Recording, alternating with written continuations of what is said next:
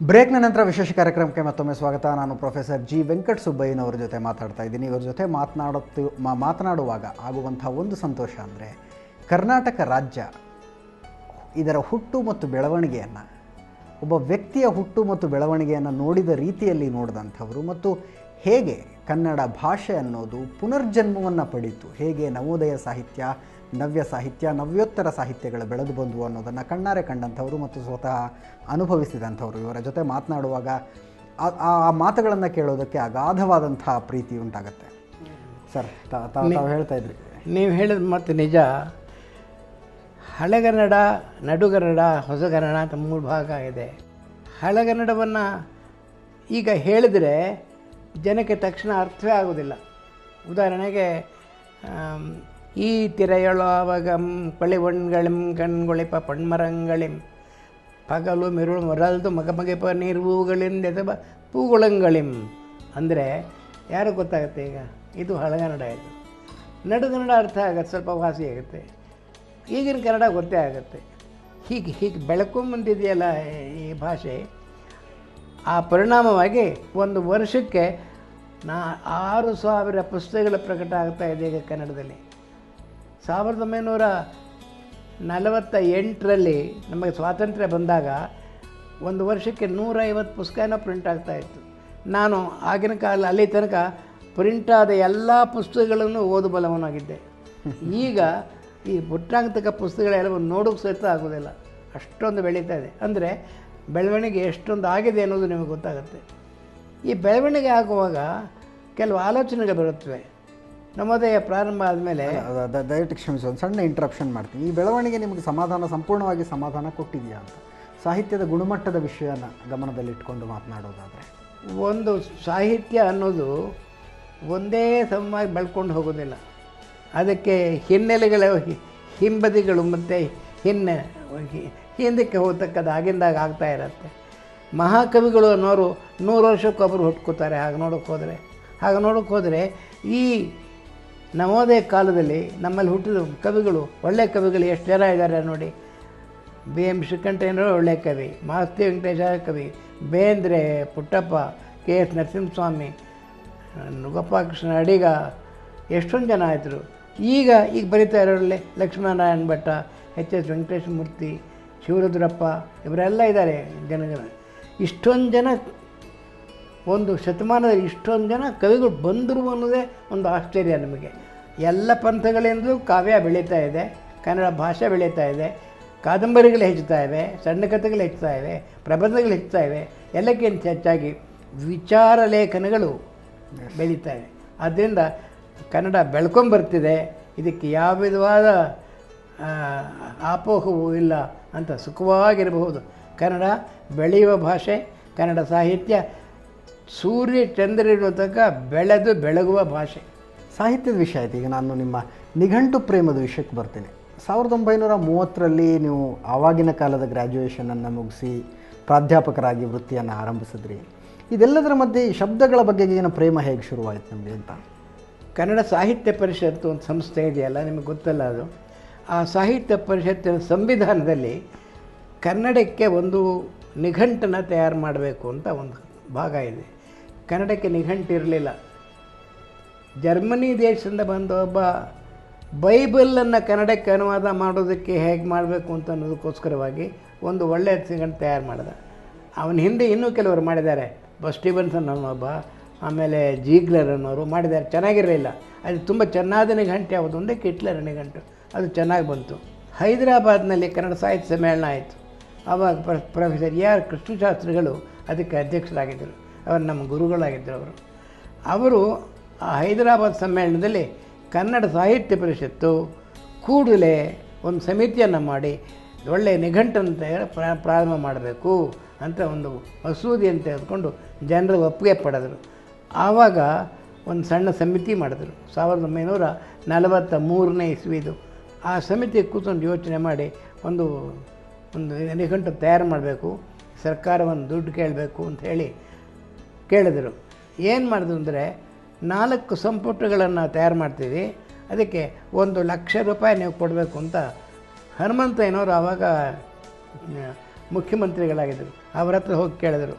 ಹನುಮಂತೇನೋ ಗಟ್ಟಿಯಾಗಿ ನಕ್ಬಿಟ್ಟು, ನೀವು ವಿದ್ವಾಂಸರು, ತಿಳುವಳಿಕೆ ಚೆನ್ನಾಗಿದೆ, ಆದರೆ ನಿಘಂಟು ತಯಾರು ಮಾಡೋದಕ್ಕೆ ಎಷ್ಟು ದುಡ್ಡು ಬೇಕು ಅಂತ ನಿಮ್ಗೆ ಕೇಳೋಕ್ಕೆ ಗೊತ್ತಿಲ್ಲ, ಹೇಗೆ ಕೇಳಬೇಕು ಅಂತ. ನಾನು 1 ಲಕ್ಷ ರೂಪಾಯಿ ಕೊಟ್ಟಲಿ ಏನು ಮಾಡೋಕ್ಕಾಗುತ್ತೆ?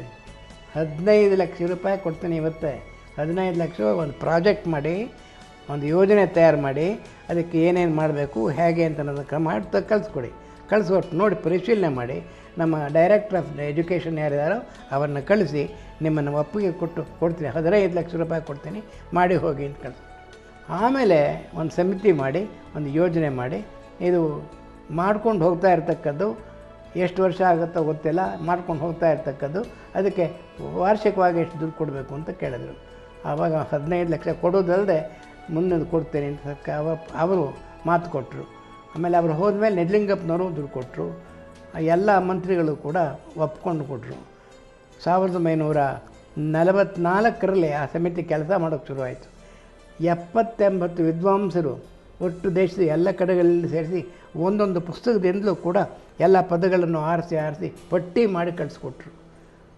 ಪಟ್ಟಿ ಮಾಡೋದು ಅಂದರೆ ಹೇಗೆ ಅಂದರೆ, ನಾನು ಬೆಳಗ್ಗೆ ಕಾಫಿ ಕುಡಿದಿದ್ದೇನೆ ಅಂತ ಒಂದು ವಾಕ್ಯ, ನಾನು ಒಂದು ಪದ, ಬೆಳಗ್ಗೆ ಒಂದು ಪದ, ಎದ್ದಿದ್ದೇನೆ ಪದ, ಕುಡಿದಿದ್ದೇನೆ ಒಂದು ಪದ, ಎಲ್ಲ ಆ ಪದಗಳನ್ನೆಲ್ಲ ಬೇರೆ ಬೇರೆ ಬೇರೆ ಬಿಡಿಸಿ ಅದನ್ನು ಕೂಡಿಸ್ಬೇಕು. ಅದನ್ನು ಹೀಗೆ 2000 ಪುಸ್ತಕಗಳಿಂದ ಎಲ್ಲ ಪದಗಳನ್ನು ಸೇರಿಸ್ತೀವಿ.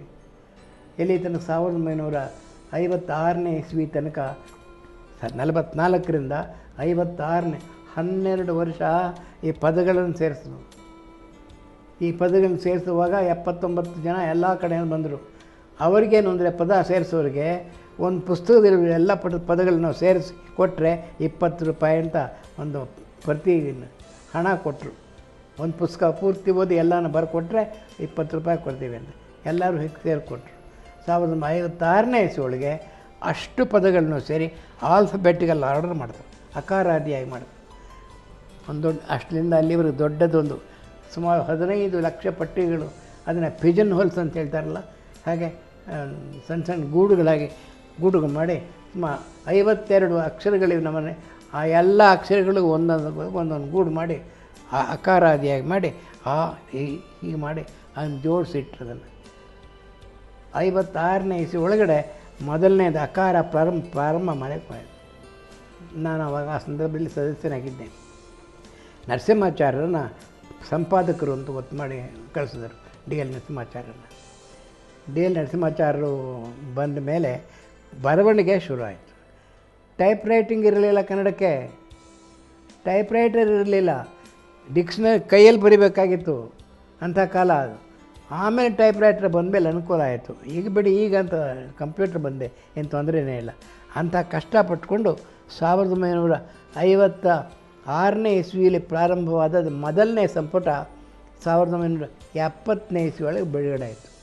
ಒಂದು ಸಂಪುಟ ಅಂದರೆ ಎಷ್ಟು ಗಾತ್ರ ಪುಟ, 1000 ಪುಟದ 6 ಸಂಪುಟಗಳಿಗೆ ಸಂಪಾದಕರಾಗಿದ್ದಂಥ ಒಟ್ಟು 8 ಸಂಪುಟ. ಅದು ನಾನು 7 ಸಂಪುಟಗಳನ್ನು ಪೂರ್ತಿ ಮಾಡಿದೆ, ಕೊನೆಗೆ ಬಿಟ್ಟೆ ಅದನ್ನಷ್ಟೇ. ಆದರೆ ಒಟ್ಟಿನಲ್ಲಿ ಮೊದಲನೇ ಸಂಪುಟ 70ನೇ ಇಸ್ವಿ ಬಂತು, ಅದು ಬಿಡುಗಡೆ ಆಯಿತು. ನರಸಿಂಹಾಚಾರ್ಯರು ನನ್ನ ಗುರುಗಳು, ಅವರು ಮಾಡಿದ್ದದು. ಅವರೆಲ್ಲ ಮಾಡಿದ ಹಾಗೆ ಅಲ್ಲಿಂದ ಮುಂದೆ ನರಸಿಂಹಾಚಾರ್ಯ ತೀರ್ಕೊಂಡ್ರು, TN ಶ್ರೀಕಂಠಯ್ಯ ತೀರ್ಕೊಂಡ್ರು, ಮರಿಯಪ್ಪ ಭಟ್ರು ತೀರ್ಕೊಂಡ್ರು, KV ರಾಘವಾಚಾರ್ಯ ತೀರ್ಕೊಂಡ್ರು. 4 ಜನ ಅಧ್ಯಕ್ಷರಾಗಿದ್ದರು. ಆವಾಗ ಯಾರೂ ಇರಲಿಲ್ಲ. ಆವಾಗ ಮರಿಯಪ್ಪ ಭಟ್ರು ನನಗೆ ಬೆಂಗಳೂರಲ್ಲಿರೋಕ್ಕಾಗೋಲ್ಲ, ವೆಂಕಟ ಸುಬ್ಬಯ್ಯ ಇದ್ದಾನೆ, ಅವನ ಹಳೆ ಹುಲಿ, ಅವನು ಗೊತ್ತು ಮಾಡಿ ಅಂಥೇಳಿ ನನ್ನನ್ನು ಚೀಫ್ ಎಡಿಟರ್ ಅಂತ ಮಾಡಿದ್ರು. 1973ರಲ್ಲಿ 73ನೇ ಇಸ್ವಿಯಿಂದ 92ನೇ ಇಸ್ವಿ ತನಕ ನಾನು ಅದಕ್ಕೆ ರಿಟೈರ್ ಆದಮೇಲೆ, ನನ್ನ ಪ್ರೊಫೆಸರ್ಶಿಪ್ಪಲ್ಲಿ ರಿಟೈರ್ ಆದಮೇಲೆ ನಿವೃತ್ತಿ ಹೊಂದಿ 22 ವರ್ಷ 12 ಗಂಟೆ ಮಾಡಿದೆ. ಇಂಥದ್ದು 1000 ಪುಟದ್ದು 8 ವಾಲ್ಯೂಮ್ ಇದೆ. ಒಟ್ಟು ಇಷ್ಟು ಗಾತ್ರ ಇದೆ, 9000 ಪುಟ ಇದೆ, ಅಷ್ಟು ಆಗಿದೆ. ಒಟ್ಟು ಇಂಡಿಯಾ ದೇಶದಲ್ಲಿ ಯಾರೂ ಇಂಥ ನಿಘಂಟನ್ನು ತಯಾರು ಮಾಡಿಲ್ಲ. ಕೇವಲ ನಿಘಂಟನ್ನು ಬರೆದಿದ್ದು ಮಾತ್ರ ಅಲ್ಲ, ಇಗೋ ಕನ್ನಡ ಪ್ರಜಾವಾಣಿಯಲ್ಲಿ ಅತ್ಯಂತ ಜನಪ್ರಿಯವಾಗಿದ್ದಂಥ ಅಂಕಣ ಅದು. ಬಹುಶಃ ಒಂದು ಭಾಷೆಯಲ್ಲಿ ಶಬ್ದಗಳ ಕುರಿತಾಗಿ ಒಂದು ಅಂಕಣವನ್ನೇ ಬರೆಯಬಹುದು ಅಂತ ತೋರಿಸಿಕೊಟ್ಟಂಥವರು ಪ್ರೊಫೆಸರ್ GV ಅವರು. ಸರ, ಈ ಶಬ್ದಗಳನ್ನು ಕುರಿತಾಗಿ ಅಂಕಣ ಬರೆಯುವಂಥ ಯೋಚನೆ ಹೇಗೆ ಬಂತು? ಹಿಂದೂ ಪತ್ರಿಕೆ ಒಳಗೆ ಬೋವಾಸ್ ಅಂತ ಒಬ್ಬ ವಿದ್ವಾಂಸ ಈ ಇಂಗ್ಲೀಷ್ ಭಾಷೆ ಒಳಗೆ ಏನೇನು ವ್ಯತ್ಯಾಸ ಆಗುತ್ತೆ ಅಂತ ಕುರಿತು ಲೇಖನ ಬರೀತಾ ಇದ್ದರು. ಯದುಗಿರಿ ಅಂತ ಇನ್ನೊಬ್ಬರು ಕೊನೆಗೆ ಇದರಲ್ಲಿ ಡೆಕ್ಕನ್ ಹೆರಾಲ್ಡಲ್ಲಿ ಬರೀತಾ ಇದ್ದರು ಇಂಗ್ಲೀಷಿನ ಬಗ್ಗೆ. ನನ್ನ ವಿದ್ಯಾರ್ಥಿಯಾಗಿದ್ದ ರಾಮಣ್ಣ ಅಂತ ಅವರು ಪ್ರಜಾವಾಣಿ ಎಡಿಟರ್ ಆಗಿದ್ದರು. ಅವರು ನಮ್ಮ ಮನೆಗೆ ಬಂದು ಇಂಗ್ಲೀಷ್ನಲ್ಲೆಲ್ಲ ಹೀಗೆ ಬರ್ತಾಯಿದೆ ಸರ್, ಕನ್ನಡದಲ್ಲಿ ಯಾರೂ ಮಾಡ್ತಾಯಿಲ್ಲ, ಆ ರೀತಿ ಮಾಡಬೇಕು ಅಂತ ಆಸೆ ಇದೆ, ದಯವಿಟ್ಟು ನೀವು ಬರ್ಕೊಡ್ಬೇಕು ಅಂತ ಹೇಳಿದರು. ಶಬ್ದಗಳ ಬಗ್ಗೆ ತೊಂದರೆ ಬಂದರೆ ದಯವಿಟ್ಟು ಪತ್ರ ನನಗೆ ಬರೆದರೆ ನಾನು ಉತ್ತರ ಕೊಡ್ತೇನೆ ಅಂತ ಒಂದು ಪ್ರಕಟಣೆ ಕೊಟ್ಟೆ. ಆ ಪ್ರಕಟಣೆ ಕೊಟ್ಟ ಒಂದು ವಾರಕ್ಕೆ 200 ಪತ್ರಗಳು ಬಂದವು. ಮೊದಲನೇ ಪ್ರಶ್ನೆ ಅದಕ್ಕೆ ಬಂದದ್ದು ಈಗೋ ಅಂದರೆ ಏನು ಅಂತ ಪ್ರಶ್ನೆ ಬಂತು. ಈಗೋ ಅಂದರೆ ಇದೆ, ಕೊಳ್ಳ್ ಅಂತಂದರೆ ತೆಗೆದುಕೋ, ಇದೆ ಈ ಅಂದರೆ ಇದೆ ಕೊಳ್ಳ್, ಎಲ್ಲಿದೆ ನೋಡು ಅಂತ ಅರ್ಥ. ಈಗೋ ಅಂದರೆ ಇಲ್ಲಿದೆ ನೋಡು ಅಂತ ಅರ್ಥ ಇದೆ ಅಂತ ಬರೆದೆ ಅವರಿಗೆ. ಅದು ಸಂತೋಷ ಆಯಿತು. ಓಹೋ, ಈಗೋ ಅನ್ನೋದಕ್ಕೆ ಇಷ್ಟೊಂದು ಅರ್ಥ ಬರುತ್ತೆ ಅಂತಂದಮೇಲೆ ಇನ್ಯಾಕೆ ಅಂಥೇಳಿ ಆವಾಗ ಜನ ಇನ್ನಷ್ಟು ಹೆಚ್ಚು ಪ್ರಶ್ನೆಗಳನ್ನ ಕೇಳೋಕ್ಕೆ ಶುರು ಮಾಡಿದ್ರು. ಪ್ರಶ್ನೆಗಳೆಲ್ಲ ಬಂದದ್ದು ಮುಕ್ಕಾಲು ಪಾಲು ಹೈಸ್ಕೂಲ್ ಮೇಸ್ಟ್ರಿಂದ, ಕಾಲೇಜ್ ಮೇಸ್ಟ್ರಿಂದ.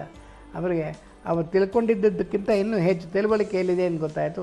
ಅದಕ್ಕೆ ತುಂಬ ಜನ ಅದನ್ನು ಪ್ರೀತಿಯಿಂದ ಓದ್ತಾಯಿದ್ರು. ನನಗೆ ಕಾಗದ ಬರೀತಾಯಿದ್ರು, ದಯವಿಟ್ಟು 10 ಶಬ್ದಕ್ಕೆ ಬರೀತೀರಿ, ಹಾಗೆ ಮಾಡಿ ಇನ್ನೂ 20 ಶಬ್ದ ಬರೀರಿ ಅಂತ. ಒಂದು ಕಾಲಮಿಗೆ 10 ಶಬ್ದಕ್ಕೆ ಆಗ್ತಾಯಿತ್ತು, ಅಷ್ಟಕ್ಕೆ ನಿಲ್ಲಿಸ್ಕೊಂಡೆ. 18 ವರ್ಷ ಆ ಕೆಲಸ ಮಾಡಿದೆ. ಅದನ್ನು ಪುಸ್ತಕ ಮಾಡಬೇಕು ಅಂತ ನವಕರ್ನಾಟಕದವರು, ಎಂಥ ಒಳ್ಳೆ ಕೆಲಸ ಇದು, ಹಾಗೆ ಹೊಟ್ಟೋಗುತ್ತೆ, ಜನ ಎಲ್ಲ ಇದನ್ನು ಕಟ್ ಮಾಡಿ ಇಟ್ಕೋತಾಯಿದ್ರು, ಹರಿದನ್ನು ಚೂರು ಚೂರು ಮಾಡಿ ಇಟ್ಕೋತಾಯಿದ್ರು. ಅದನ್ನು ಪುಸ್ತಕ ಮಾಡಬೇಕು ಅಂತ ಅವರು ಪುಸ್ತಕ ಮಾಡಿದ್ರು. ಮೊದಲನೇದೊಂದು ಸಂಪುಟ, ಎರಡನೇದೊಂದು ಸಂಪುಟ, ಮೂರನೇ ಒಂದು ಸಂಪುಟ, 3 ಸಂಪುಟ ಬಂತು. ಈ 77ನೇ ಕನ್ನಡ ಸಾಹಿತ್ಯ ಸಮ್ಮೇಳನದ ಅಧ್ಯಕ್ಷೀಯ ಭಾಷಣದಲ್ಲಿ ನೀವು ಮಾತನಾಡ್ತಾ ಇದ್ದಂಥದ್ದು ಭಾಷೆಯ ಉಳಿವಿಗೆ ಪರಭಾಷೆಯ ಶಬ್ದಗಳನ್ನು ತೆಗೆದುಕೊಳ್ಳೋದರ ಬಗ್ಗೆ ನೀವು ಹೇಳಿದ್ರಿ. ಯಾವ ವಸ್ತುಗಳಿಗೆ, ಯಾವ ವಿಷಯಗಳಿಗೆ ಕನ್ನಡದಲ್ಲಿ ಶಬ್ದ ಇಲ್ವೋ ಆ ಶಬ್ದಗಳು ಹೊರಗಡೆಯಿಂದ ಬಂದಾಗ ಅವುಗಳನ್ನು ಸ್ವೀಕರಿಸಬೇಕು. ಆದರೆ ಯಾವುದು ಕನ್ನಡದಲ್ಲಿ ಶಬ್ದ ಇದೆಯೋ ಅವುಗಳಿಗೂ ಕೂಡ ಇಂಗ್ಲೀಷ್ ಶಬ್ದಗಳನ್ನು ಬಳಸೋದಕ್ಕೆ ಆರಂಭಿಸಿದ್ರ ಬಗ್ಗೆ, ಅದರಲ್ಲೂ ಮಾಧ್ಯಮದವರು ಆರಂಭಿಸಿದ್ದರ ಬಗ್ಗೆ ನೀವು ನಿಮ್ಮ ಒಂದು ಬೇಸರವನ್ನು ವ್ಯಕ್ತಪಡಿಸಿದ್ರಿ ಭಾಷಣದಲ್ಲಿ. ಭಾಷೆ ಚರಿತ್ರೆ ನೋಡಿದ್ರೆ ಭಾಷೆಯಲ್ಲಿ ಯಾವಾಗಲೂ ಬೆಳ್ಕೊಂಡು ಹೋಗುತ್ತೆ.